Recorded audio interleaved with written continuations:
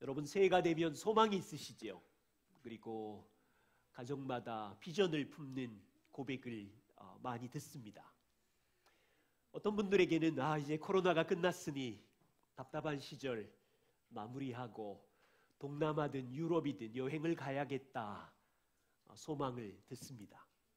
우리 중고등부 학생들은 올해는 무슨 일이 있어도 영어 점수를 올려야지, 수학 점수를 올려야지, 그래서 목표한 대학을 들어가야지라는 소망을 가지시지요. 어떤 분들은 다시 몸무게 10kg 빼기 도전, 이런 목표를 세우고, 또 은행이나 어디를 가면 노후 준비해야지, 10억 만들기 올해 더 열심히 가야지 등등 목표를 말합니다. 이런 목표는 누구나 가질 수 있습니다. 그리스도인인 우리들도 이런 소망을 품을 수 있어요.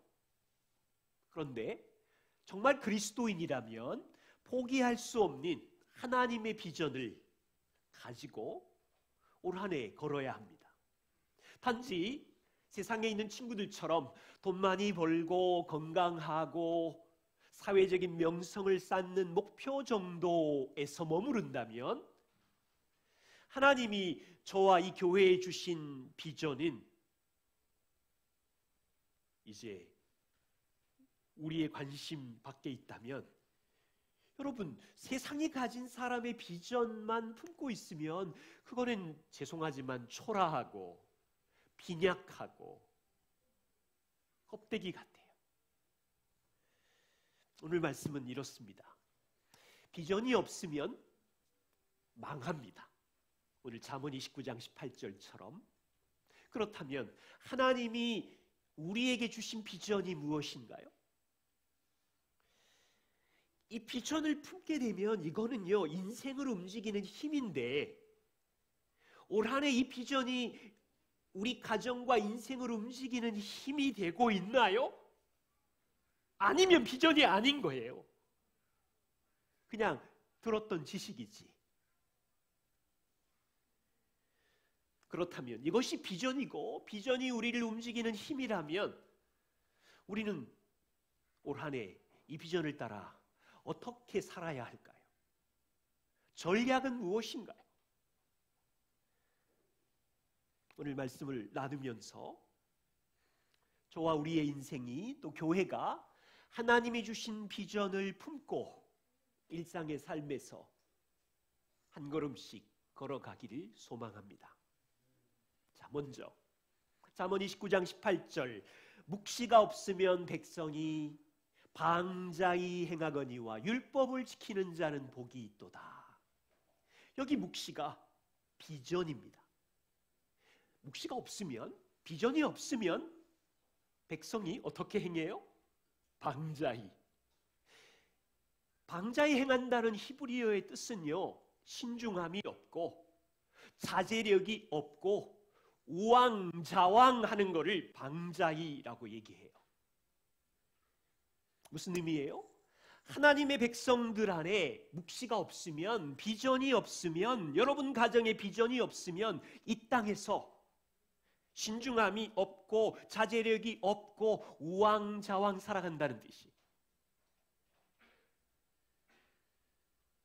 비전을 가진 사람은 인생이, 땅이 끝이 아니라 멀리 볼 수 있는 사람이에요.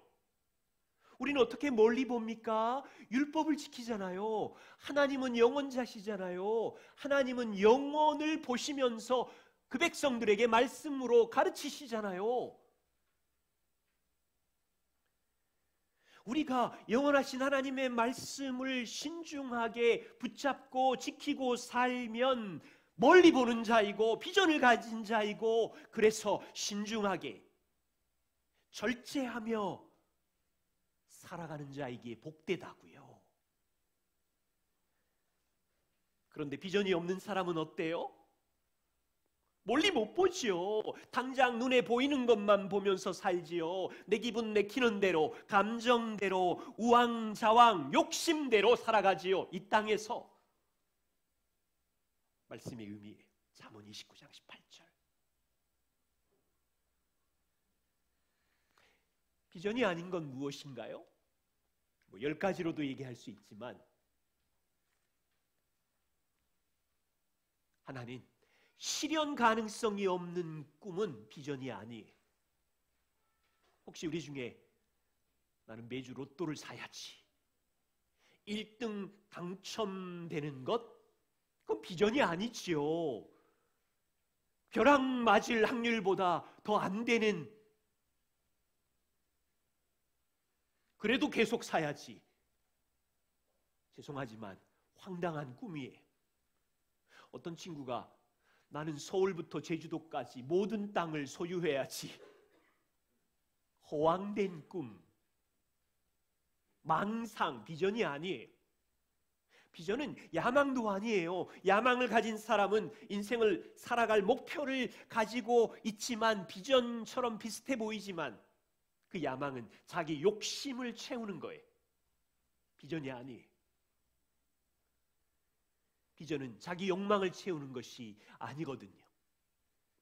자, 하나님께서 성도에게 주시는 비전은 허황된 망상, 꿈이 아니고 우리 욕심을 채우는 야망이 아니에요.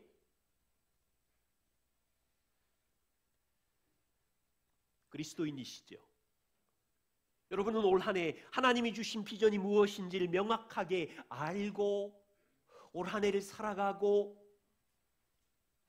있는지요? 하나님은 우리를 구원하실 때 목적이 있으셨어요. 비전이 있으셨어요. 성경에 보면 십자가의 복음으로 우리를 구원하신 하나님께서 2개의 비전을 주셨습니다. 하나는 하나님의 자녀로서 그리스도를 닮아가며 영원한 나라에 하나님과 영원히 교제하는 비전을 주셨고, 또 다른 하나는 이 땅에 살면서 하나님의 통치를 받으며 그 나라를 섬기는 비전을 주셨습니다. 이것은 강성한의 주장도 아니고 성경이 말하는 성도들의 소망입니다. 바울이 깨닫는 말로 표현을 해보죠. 에베소서 1장 4절. 창세전에 그리스도 안에서 하나님께서 우리를 택하신 이유가 있는데, 이유가 뭐래요? 하나님 앞에 너희들이 거룩하고 흠이 없는 신부로 자녀로 영원히 살게 하는 비전 때문에 우리를 택하셨대요. 로마서 8장 29절, 하나님께서 미리 아신 자들을 왜 구원하셨어요? 아들의 형상을 본받게 하려고, 그리스도의 형상을 본받게 하려고. 자, 명확하지요. 하나님께서 저와 우리를 택하신 목적이 뭐라고요? 땅의 복, 좋은 대학 들어가는 정도, 부자가 되게 하려고 마음 편안하게 하는 정도가 아니라는 게 이 말씀에 정확하게 나와 있지요. 하나님이 우리를 부르신 비전은 예수 그리스도를 닮아 거룩한 자로 하나님 앞에 세워서 영원히 교회하는 비전. 그런데 이 얘기를 하면 아무도 기절하는 사람이 별로 없어요. 놀라는 사람도 없고, 저도 그랬고. 저는 이 비전을 교회를 다니면서 자주 들었지만 젊은 날 생각해보니 피부에 와닿지 않았어요. 어떤 의미인지도 잘 모르겠고, 이 비전이 얼마나 거대한지 이해도 안 가고, 그래서 새해 소망이든 인생의 어떤 꿈을 펼칠 때 이 비전은 꺼내보지도 않았고, 저의 모습이었어요. 여러분들 어떠세요? 이 비전을 마음에 깊이 품고 올 한 해를 계획하셨어요? 자, 하나님 입장에서 생각해 보세요. 하나님 입장에서 이 비전을 위하여 우리를 구원해서 이 비전을 주려면 해결해야 될 문제가 있었는데 죄였잖아요. 죄를 해결해야 구원을 주고 이 비전을 주잖아요. 그런데 종종 구원을 설명할 때 이렇게 말하는 분들이 있어요. 어떤 사람이 바다 한가운데 빠져서 허우적거리면서 죽어가고 있어요. 아무도 도와줄 자가 없었는데 갑자기 하늘에 헬리콥터가 오더니 구조의 밧줄을 내리는 거예요. 당신이 할 일은 그 구조의 밧줄을 붙잡으면 구원이다. 이렇게 구원을 설명하더라고. 그런데 정확히 성경적이지 않습니다. 틀렸습니다.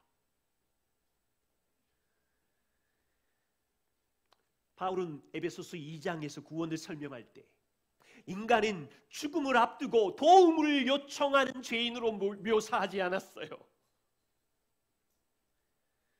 에베소서 2장 1절부터 잘 보세요. 너희는 허물과 죄로 죽었던 자다. 내버려두면 본질상 진노의 자녀다. 무슨 의미입니까? 우리는요, Help me, 하나님 좀 살려주세요. 살아가지고 도움을 요청하던 자들이 아니었어요. 허물과 죄로 죽었던 자들. 좀 쉽게 말하면 이미 죽은 시체, 우리는 지금 세상이라는 바다에 떠다니는 죽어있는 시체였어요. 좀 기분 나쁘지요? 성경이 인간의 실존을 이렇게 말하니까. 이 죽은 자를 살리기 위해서 하나님이 당신을 위하여 저를 위하여 하신 일이 무엇인가요? 창조자가 하신 일, 전능자가 하신 일, 아들을 보좌에서 끌어내리시고 육신의 초라한 시공간의 제약을 받는 아기의 인간의 몸 안으로 그 아들을 보내시고 30년 이 땅에 살게 하시다가 역사의 가장 저주스러운 십자가에 나 대신, 여러분 대신 우리가 받아야 되는 죄의 형벌을, 진노를, 영원한 심판을 다 받게 하셔서 우리의 죄를 깨끗하게 하시고 그분의 의를 우리에게 던지시고 왜 이렇게 엄청난 일을 하셨나요? 예수 믿고 부자 되려고, 건강해지려고, 명예를 얻으려고. 이거는 논리적으로 맞는 게 아니에요. 이거는 여러분 정말로 복음을 이해하면 이게 논리적으로 맞아요? 전능한 하나님이 여의도 땅 10,000평만 주면 잘 살 텐데 왜 아들을 보내시고 죽이시고? 저는 아무리 생각해도 이건 논리적으로 맞는 게 아니에요.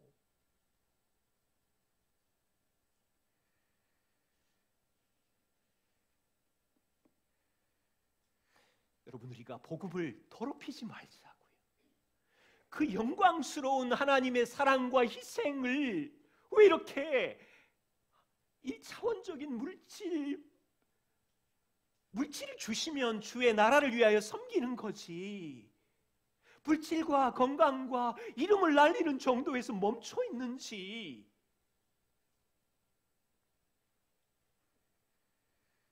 주님이 그 일을 하신 이유는 우리를 자녀 삼아서 영원한 나라에 영원히 살게 하려고 이 땅에서 이해되지 않는 비전을 주신 거예요. 또 다른 비전은 이 은혜와 사랑을 받은 자들이 이 땅에서 계시록 5장 9절과 10절에 보시면 예수의 피로 우리를 값주고 사셔서 하나님께 드리시고 하나님 앞에 이 땅에 사는 동안 나라가 되게 하시고 제사장으로 왕노릇해서 다스리게 하시고 가정을 다스리게 하시고 수원 땅을 다스리게 하시고 왕이신 아버지의 은혜를 힘입어서. 두 번째 비전은 이 은혜를 받은 자들이 이 땅에서 하나님의 나라를 섬기는 자로 살게 하시는 거예요. 자, 새해 아침 이제 한 7일이 지났습니다. 하나님께서 그리스도인에게 주신 비전이 무엇인지 여러분은 이미 알고 계십니다. 그런데 기억하십시오. 올해도 우리가 이 비전을 가지고 살아갈 때 세상은 이 비전을 비웃습니다. 왜요? 세상은 하나님이 왕이 아니거든요. 세상 사람들이 생각할 때 하나님은 만들어진 신일 뿐이거든요. 그들은 하나님이 주인이 아니라 자기가 주인이고 자기의 이성과 합리성이 최고로 중요하기 때문에 그들의 인생의 비전은 돈이고 명예고 박수고 공공의 유익이고. 친구 여러분, 학교에서 믿지 않는 친구들에게 말해보세요. 나는 하나님을 사랑해. 우리는 매일마다 그래서 가정 예배를 드려. 예수님의 십자가로 나를 구원하셨고, 친구들, 우리는 스카이 대학 가는 것도 목표지만 나한테는 비전이 있어. 예수님 닮아서 신부로 영원히 사는 비전이야. 나는 가정에서 나중에 직장 속에서 하나님의 나라를 세우는 비전을 갖고 살아. 그러면 친구들이 박수 쳐줄까요? 우리 반에 이상한 애 나타났다. 우리 반에 기독교의 맹신자가 저기 있다. 그런 조롱을 받을 각오를 하면서도 말할 수 있다면,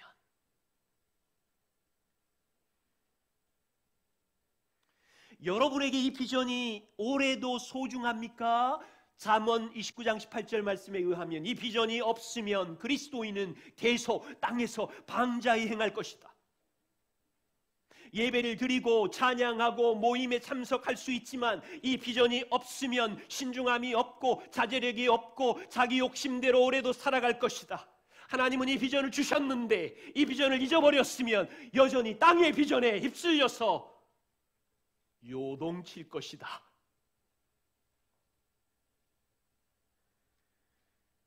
올 한 해 하나님은 이 비전을 위하여 우리 안에 일하실 텐데,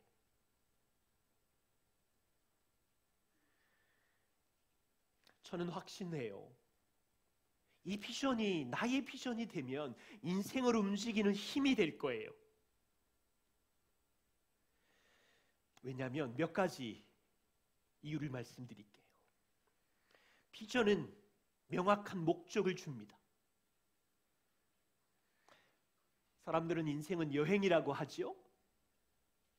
모든 여행은 목적지가 있지요. 푸켓을 갈까? 런던을 갈까? 세상 보세요. 하나님이 주신 목적지가 없기 때문에 이제 자기 목적지, 자기 땅의 목표를 가지고 여행을 하지요. 그런데 하나님은 우리를 구원하신 다음에 성도들에게 인생의 여행의 목적지를 주셨지요. 어디? 하나님 앞. 세상은, 여러분, 세상 사람 죽으면 끝이 아니라 하나님 앞에 다 서요. 믿는 자나 믿지 않는 자나 다 부활한다고요. 하나님은 성도에게 그리스도를 닮아 거룩한 자로 하나님 앞에 선다는 분명한 목적지를 비전으로 주셨어요. 여러분, 이 멀리까지 보면서 인생을 걸어가고 있나요? 두 번째, 비전은 안정감을 줍니다. 비전을 가지고 기업을 이끌면 불안하지 않고 안전합니다. 비전을 가지고 가정을 이끌면 혼란하지 않고 평안합니다. 우리 인생이 하나님이 주신 분명한 비전이 있으면 안정감을 가집니다. 어떤 안정감요? 세상 사람들이 돈 잔치로 자랑할 때 하나님의 비전을 가진 성도는 크게 흔들리지 않아요. 세상 사람들이 높은 자리로 박수받고 어깨 힘줄 때 성도는 당황하지 않아요. 소망은 하나님 앞에 착하고 충성된 종이라는 인정을 받고 싶은 이 안정감 때문에 성도가 하나님 주신 비전으로 견고하면 집이 월세이든 통장 잔고가 적든 불안하지 않아요. 그건 성도의 안정감이 아니,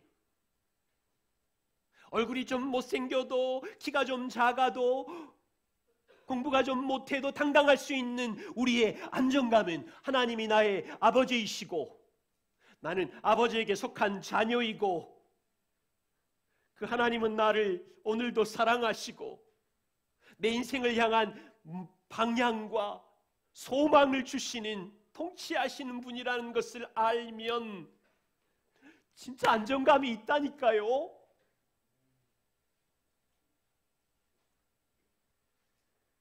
비전은 소망을 줍니다. 요한일서 3장 2절에 이렇게 말합니다. 사랑하는 자들아, 우리가 지금은 하나님의 자녀라. 핍박을 받았겠죠? 초대교회 안에서. 그런데 우리에겐 소망이 있는데 장래에 어떻게 될지를 아직 나타나지 아니하였지만 주님이 재림해서 나타나시게 되면 우리가 그리스도와 같을 줄을 아는 것은 그의 참모습 그대로 볼 것이기 때문이니 주를 향하여 그리스도와 같이 되는 이 소망을 가진 자들은 일상의 삶에서 자신을 깨끗하게 하느니라. 자, 이 구절에 요한과 초대교회 성도들이 가진 비전이 무엇인지 보이나요? 장래에 예수 그리스도와 같을 줄 아는 비전을 품고 초대교회 성도들은 살았어요. 여러분, 이거 진짜 현명하게 생각해 보면, 합리적으로 생각하면 마블 영화에 나는 슈퍼히어로 초능력자가 되는 것보다 더 엄청난 소리 같아요. 그런데 이 비전은 예수님의 부활로 썩지 않고 새하지 않고 강한 몸을 주신다는 부활의 약속의 소망인데, 이 비전은 허황된 꿈도 헛된 욕심도 아니라 하나님의 확실한 약속인데, 그리스도와 같은 몸을 입고 영원히 산다는 하나님의 비전에 사로잡힌다면 질병이든 노년이든 이 소망을 품고 할 수 있는 일은 죄를 죽이고 자신을 깨끗하게 하는 일, 이 소망 때문에 주님 앞에 깨끗하게 거룩하게 서야 하니까. 비전은 동기를 줘요. 몇 년 전에요, 제가 두 아들에게 동기를 주려고 이렇게 말했어요. 너희가 대학에 들어가면 아빠가 100만 원짜리 컴퓨터 쏠게. 아이들이 어떻게 반응했을까요? 눈이 동그래지면서 아빠 정말요? 약속 지키는 거지요? 오케이 그러고 열심히 공부를 하더라고요. 얼마 후에 제가 다시 두 아들을 불러서 아들들 미안해, 100만 원 너무 비싸. 아빠 가난해. 60만 원으로 다운. 그랬어요. 근데 그 60만 원도 할아버지가 대학 들어가면서 컴퓨터를 쏴주셔서. 하나님께서 우리에게 주신 비전이 여러분 인생을 움직이는 동기가 되나요? 저는 아들들에게 육신의 아빠로서 내 능력의 한계를 가졌기 때문에 약속도 바꾸고 변덕스럽게 했지만, 하나님이 주신 비전은 변경되지 않는 일이고, 야, 내 능력이 없어서 너희를 그리스도의 몸같이 강한 몸, 썩지 않는 몸, 내가 도저히 안 되겠다, 야, 기준을 다운시킨 적도 없으시고, 너랑 영원히 나와 교제하자는 비전은 허황된 꿈이 아니고 꾸며낸 소설이 아니고 진리인데, 이것이 인생의 동기가 되어서 이 찬란한 비전 때문에 우리 엄마도 우리 아빠도 우리 동생도 내 가까운 이웃도 이 복음 안에 들어오게 해야지 동기가 되어서.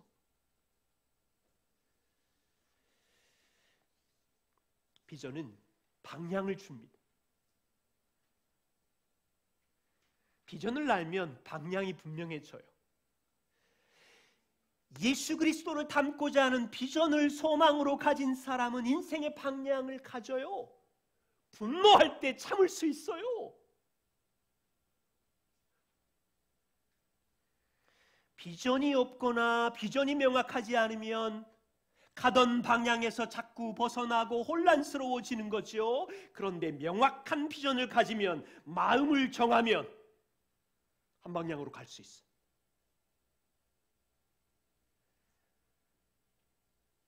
바울은 갈라디아 교회를 보면서 성도들이 복음을 떠나 방황하는 것을 보았어. 그리고 이렇게 말해요. 4장 19절. 나의 자녀들아, 너희 속에 그리스도의 형상을 이루기까지 다시 너희를 위하여 해산하는 수고를 하노라. 바울은 비전이 분명했어.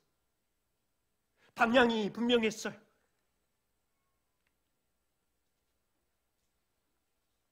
혼란해하는 성도들을 향하여 다시 해산하는 수고를 이 비전을 위하여 하노라. 15년 전 저의 마음에 이런 소망이 생겼어요. 복음은 리얼인데, 능력인데, 복음은 삶을 바꾸는, 구원하는 능력이 분명한데 30대 중반 넘어서 어디로 가야 할지 혼란스러웠을 때 이 비전이 저의 인생의 방향을 이끌어 주었어요. 그래서 이 보수적이고 안정적인 사람이 한 번도 생각해 보지 못한 교회 개척을 시작하고 골짜기로 방향을 들었어요. 그리고 여기 있는 거예요. 여러분, 올 한 해 하나님이 주신 비전이 분명하다면 올해도 이 방향으로 가시는 게 맞아요. 비전은요, 연합하게 하는 힘이 있습니다. 빌립보서 1장 27절에 보십시오. 바울은 빌립보 교회를 향하여 복음이 주신 비전을 우리가 가졌기에 그리스도의 복음에 합당하게 생활하십시오. 한 마음으로 서서 한 뜻으로 복음의 신앙을 위하여 협력하십시오. 연합에 일어나는 거죠. 자, 고민해 보세요. 회사의 비전이 2개면 회사는 우왕좌왕거립니다. 교회 안에 비전이 2개면 서로 다투고 갈팡질팡합니다. 부부가 자녀 양육에 2개의 비전이 있으면 마음이 나누어지고 고통스럽습니다.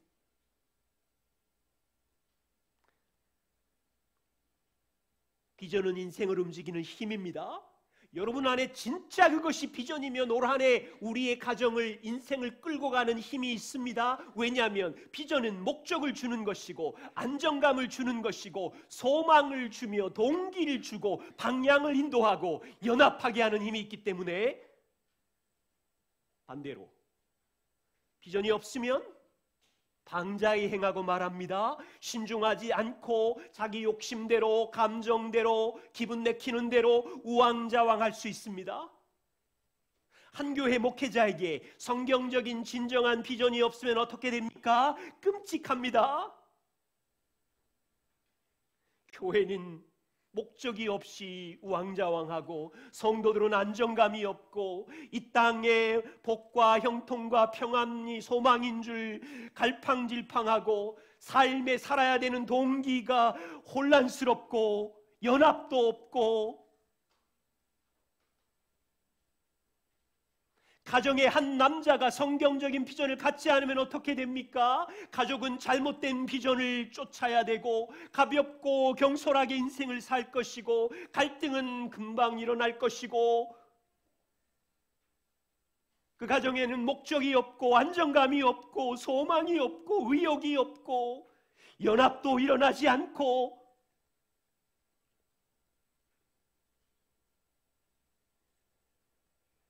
한 사람이라도, 복음의 은혜를 아는 한 사람이 이 소망을 가지고 꾸준히,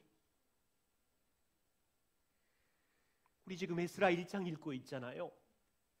하나님의 약속을 따라서 예루살렘으로 귀환할 때 하나님은 이들의 안에 어떻게 일하십니까?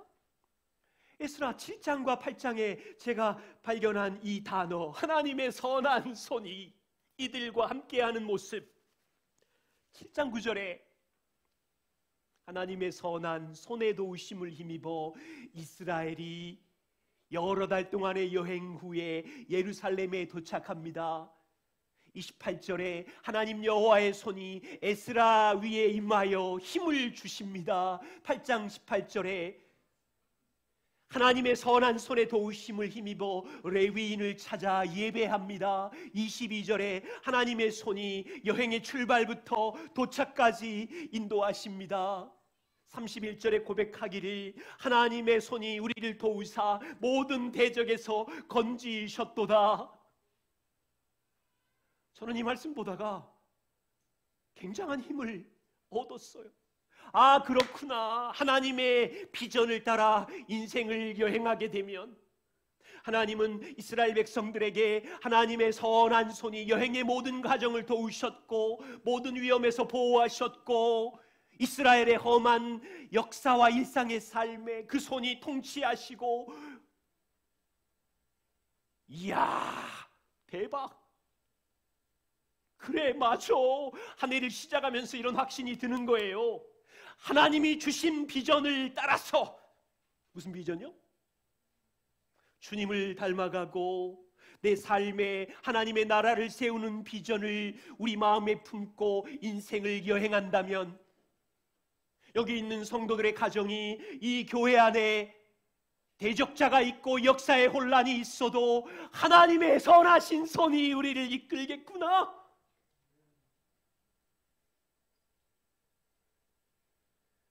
처음부터 끝까지. 그렇다면 이 비전을 어떻게 적용할래요?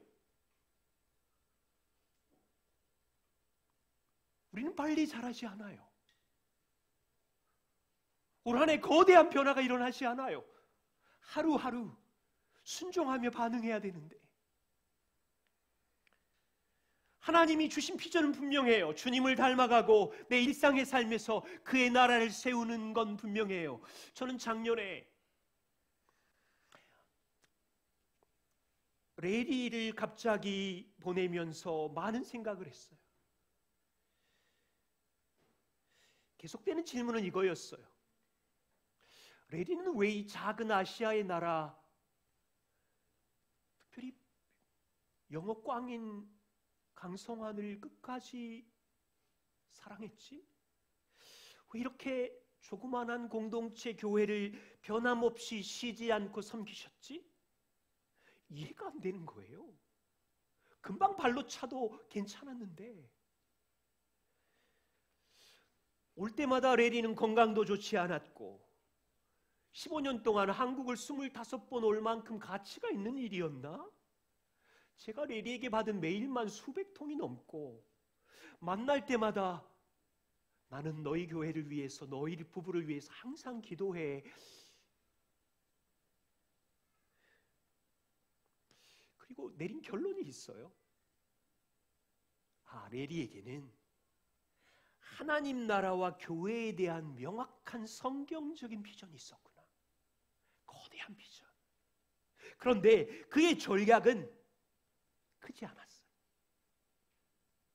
한 사람, 한 가정, 한 공동체를 쉬지 않고 기도하고 지원하고 돌보고 사랑한 거였어요. 저 이렇게 살고 싶어요. 목회자로서 제가 살고 싶은 좋은 멘토를 하나님이 주셨던 거 감사한데, 하나님의 나라에 대한 성경적인 분명한 비전이 있지만 유명인도 아니고 뭐 크게 박수 받는 그런 것도 아니라 작게, 아내를 사랑하고 두 아들을 사랑하고 내게 주신 이 공동체를 사랑하고 쉬지 않고 돌보고, 그 과정에 수많은 대적과 방해 요소들이 있겠지만 포기하지 않고 더 명확해졌어요. 여러분, 우리 교회 비전을 잘 아시겠지만 세 가지 핵심 단어로는 복음, 공동체, 하나님의 나라예요. 복음 중심의 교회, 사랑으로 함께 거룩해지는 공동체, 그리고 우리의 일상의 삶에 하나님의 나라를 함께 세우는 것, 이 비전은 아무리 보아도 허황된 것이 아니고 나의 유익을 위한 야망이 아니라 하나님이 주신 비전이 분명한데, 저는 이 비전에 몸과 삶을 드리고 싶어요. 이제 여러분들이 이 교회와 함께 이 비전을 가지고 같이 걸어갈 건지, 멀찍이서 따라오실 수도 있고 가까이서 협력해서 따라오실 수도 있고,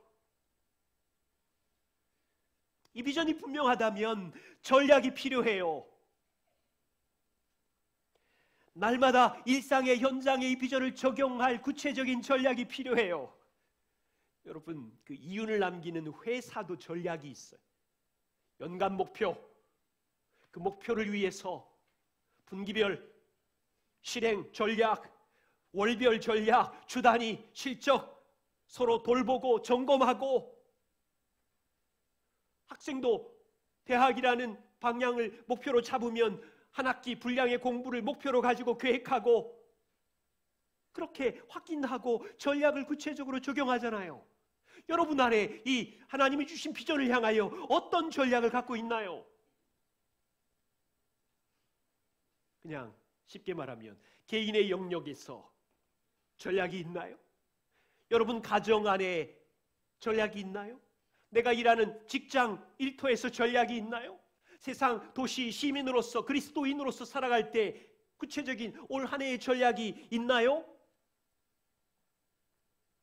이 네 가지 영역에서 우리는 주님을 닮아가고 그분의 말씀에 통치를 받으며 주의 나라를 세워갈 때 금방 빨리 크는 게 아니니까 분기별, 월별 서로 돌보고 점검할 수 있는 일이 있어야 되잖아요.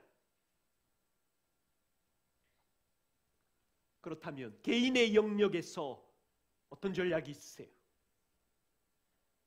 그냥 한 가지만 제안 드릴게요. 하나님과의 친밀한 관계에서 자라기를 부탁드려요. 하루를 시작할 때 하나님과의 말씀의 교제는 아무도 보지 않고 너무도 초라한 자리처럼 보이지만 인생의 가장 아름다운 중요한 교제가 일어나는 자리라는 거 아세요? 왜 이 자리를 가볍게 여기나요? 아무도 보지 않지만 혼란한 세상을 걷기 전에 하나님의 지혜와 말씀의 은혜가 필요하잖아요. 작년에 주 1회 정도 말씀을 묵상했다면 그 사람이 일주일 내내 할 수 있는 확률은 거의 크지 않아요. 제 경우를 보니까. 그러면 이번 올해는 주 2회, 3회 도전 전략을 결심하고, 또 이걸 혼자만 갖고 있지 마시고 배우자에게 말하고 자녀들에게 말하고 공동체에게 말해보세요. 더 실행할 힘이, 동기가 생겨요. 왜냐하면 이 말씀 속에서 나 했다 체크하는 게 아니라 그 말씀으로 내 죄를 이기고 주님을 닮아가는 일에 이 말씀이 힘이 되기를 원하는 거죠. 올해 가정의 영역에서 전략이 있나요? 우리는 가정이 하나님의 주인이신 나라가 되기를 원하잖아요. 그러면 배우자와의 결혼 생활, 우리에게 주신 자녀 양육을 할 때 하나님의 말씀의 원리대로 이 가정을 다스리기를 원하고 다스리고 싶지만 매일마다 죄와의 전쟁이 있는데 어떻게 죄를 이겨내면서 주님을 닮아갈 것인지, 주님은 우리 안에 일하실 텐데, 가정의 현장이야말로 주님을 닮아가고 하나님의 나라를 세우는 최고의 환경이거든요. 최고의 환경. 새해 가정 안에 하나님의 나라를 세우고 싶은 구체적인 전략을 보여주셔야 돼. 가정 예배를 올해는 한 번 도전하자, 2번 도전하자, 설교 나레이션 하자, 일주일에 10번 분노하던 걸 5번으로 줄이자, 우리 집을 환대의 장소로 월 1번 아니면 2달에 1번 집을 열자, 우리는 하나님의 말씀이 통치하는 나라로 만들자. 구체적인 전략을 한 가지씩, 많이도 하지 마세요. 할 수도 없어요. 한 가지나 2가지 정도, 한 달이든 2달이든. 이거를요 자녀들에게 말하세요. 공동체에게도 알리세요. 점검해달라고 하세요. 혼자서는 잘 안 바뀌어요. 내 입에서만 맴도는 그거는요, 이미 해봤잖아요. 잘 안 돼요. 함께 돌보고 점검하면서 이 비전을 위하여 같이 믿음의 걸음을 걸어가는 거죠. 교회의 영역에서 전략이 있나요? 교회 공동체는 하나님의 비전을 이루어가는 최고의 현장인데, 근데 이 비전을 이루려고 하면 모여보세요. 서로 다르지요. 성격 다르지요. 말하는 태도 까칠하지요. 저 사람이랑 나랑은 안 맞을 것 같지요. 피하고 싶지요.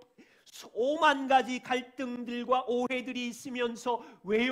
주님을 닮을 수 있는 가장 좋은 환경이니까. 이 비전을 주셨으니까. 방해, 대적들, 상황들 오만 가지가 이 비전을 방해하고 우리를 떠나게 하려고 하는데, 우리는 서로가 필요해요. 교회 공동체 안에서 함께 있으므로 주님이 우리 안에서 주를 닮게 하시고 이 교회 안에서 연합해서 하나님의 나라를 일구기를 원하시잖아요. 교회 안에서 어떻게 하실래? 올해는 내가 예배 전 10분 일찍 와서 예배를 위해서 기도하는 전략. 주일날 아침에 오실 때 얼마나 전쟁이 일어나는지 알아요.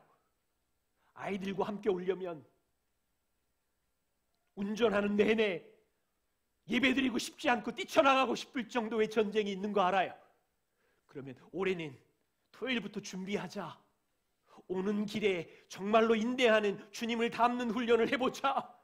우리 자녀들은 그래, 엄마 아빠의 소원인데 좀 일찍 일어나서 세면하자, 이런 비전을 우리 자녀들도 갖고, 교회 안에서 올해 내가 이 복음의 은혜의 영광이 크니 사랑하는 친구들 세 가정을 전도하자, 이렇게 해서 하나님의 나라를 교회 공동체가 이루어 가야 되잖아요. 세상 도시에서는 무슨 전략이 있습니까? 저는 목사로서 일을 감당하지만 여러분은 회사에 계시고 학생들은 학교에서 하나님의 제사장으로 살고 있죠. 단지 먹고 살기 위해 일하는 게 아니지요. 목표, 친구 여러분, 올 연말쯤 되면 내 가까운 베프가, 야, 너 보니까 교회 가고 싶어. 너 성품과 행동을 보니까 하나님이 살아계신 거 맞는 것 같아. 여러분, 이런 말을 들으려면 그냥 되는 게 아니잖아요. 이웃을, 까칠한 사람을 선하게 대접해야 되고 전략이 필요하잖아요. 직장에 10분 일찍 가서 쓰레기통이라도 치워야 되고, 외로운 학교에 있는 친구들 찾아가서 말동무하고 밥도 같이 먹어야 되고, 이 의도적인 전략을 실천해야 이런 칭찬의 말을 들을 수 있는 거예요.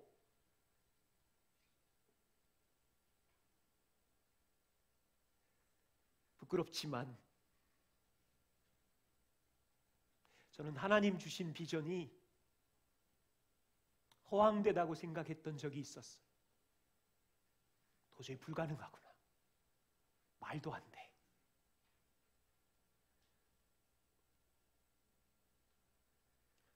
목사였지만 이 비전이 너무 비현실적이었고, 그래서 밀쳐냈었고, 그랬더니 전략이 없으니까 우왕좌왕하더라고요. 사람 명수 봐야 되고, 돈 봐야 되고, 멋진 행사처럼 보여야 되고, 근데 마음은 허전한 거예요. 이제 하나님을 조금 알아가는 것 같아요. 복음을 많이 생각하니 이 비전이 얼마나 내 인생에 어마어마한 비전인지, 이 비전은 공허한 게 아니었구나. 헛된 야망이 아니었네. 이 비전은 우리를 정말로 사랑해서 주신 소망이었구나. 이런 마음이 들어요. 올해도 이 비전을 우리가 따르겠지만 또 넘어질 거고 또 쓰러질 거고 괜찮아요. 농구하면 슛이 다 들어가는 게 아니고 축구하면 다 골이 되는 게 아니라 이 비전을 향하여, 골대를 향하여, 하나님이 주신 비전을 향하여 우리가 몸부림치다가 쓰러지는 거 당연해요. 그런데 이 일을 할 때 하나님의 선한 뜻을 두고 우리가 이 한 해를 보내면 확신이 있는 거예요. 하나님의 손이 도우시는구나.